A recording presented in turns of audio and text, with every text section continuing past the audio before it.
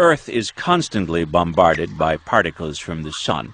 When sunspots or a solar flare send enough of these particles toward the Earth's magnetic field, the skies at both poles light up with the aurora borealis and the aurora australis. The particles also create very low-frequency electromagnetic waves, creating a type of natural radio. It can be picked up around the globe with specially designed receivers. So every year around this time, sound recordist Steve McGreevy heads north, where the reception is best, and points his receiver at the sky.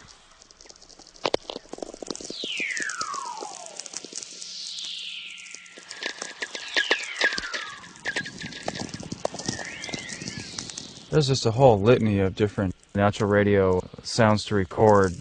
Hisslers and growlers and howlers and tweaks, these clusters like a pack of dogs barking.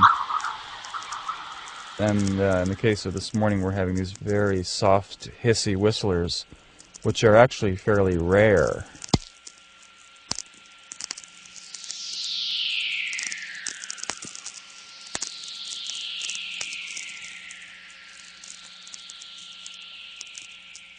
It's 5:24 in the morning on Monday, the 22nd of June, 1998, at Watchin Park, Belly River Campground, Southern Alberta, Canada. And he's got these great hissy whistlers happening, and in the right channel we're hearing the beginnings of chorus.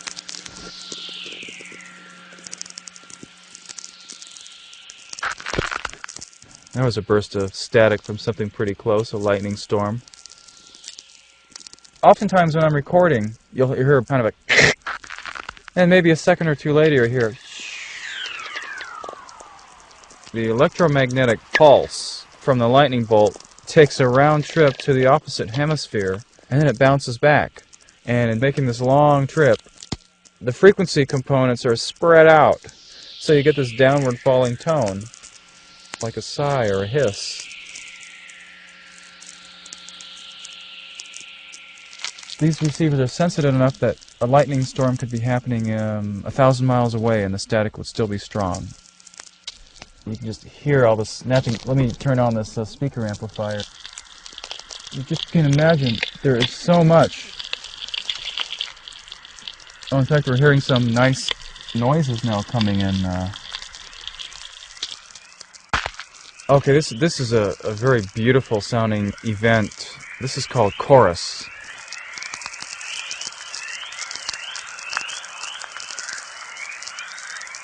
Particles from the sun are hitting Earth's magnetic field and generating these noises, probably several thousand miles out in space. Imagine a soap bubble with wind currents pushing against it, and you can see it deform. Well, that's essentially what happens with Earth's magnetic field.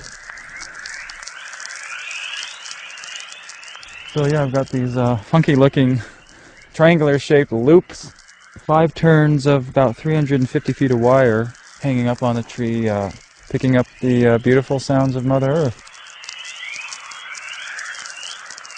They're just vibrations of electrical and magnetic energy. And so essentially all these receivers do is pick up the Earth's radio waves and translate them directly to the same sound frequencies. And so the result is just beautiful and amazing. And it's been going on, well, for eons. And they first noticed it in England in about 1882. The British telegraph operators started hearing these strange whistling tones in their headphones. But it wasn't until the 1930s when some people started associating these with visible northern lights. As electronic equipment became more available to the average experimenter and hobbyist, amateurs started listening to this using fairly crude equipment, maybe a phonograph amplifier connected to a barbed wire fence in the middle of nowhere, and similar to what I did when I first heard this myself.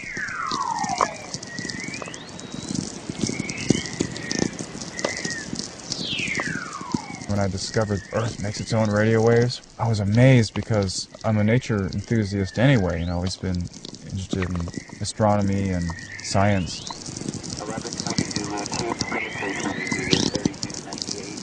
I've got a long, quite checkered history with radio, beginning as a little kid playing with an AM pocket radio and tuning in distant stations at night, and done all sorts of crazy things, planting radio beacons in the middle of the deserts and bouncing signals off aircraft. And,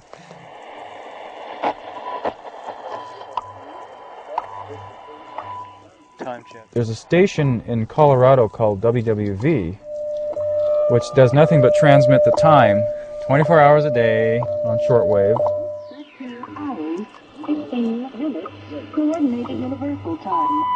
Solar terrestrial indices for 21 June follow. Solar flux 102 and bold A index 16. Repeat, solar flux. But once an hour, WWV gives lets me know what's going on with the Earth's magnetic field, and they give what they call space weather, which is what's going on in the sun and between the sun and the Earth. Solar activity was low. The geomagnetic field was quiet to minor storm. The forecast for the So next 24 hours. I'm aware that right now the Earth is in a magnetic storm, and it may be affecting power lines right now. It may be affecting satellites right now.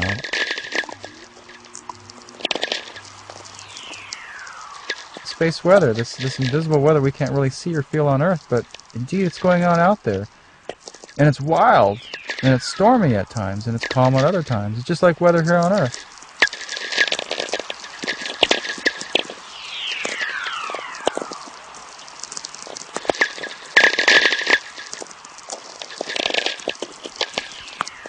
Boy, at this very moment I've got my headphones on. These whistlers are really coming in big streams now.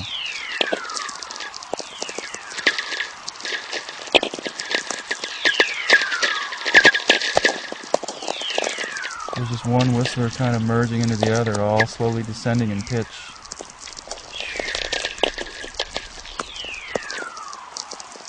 Oh, these are so great. Wow.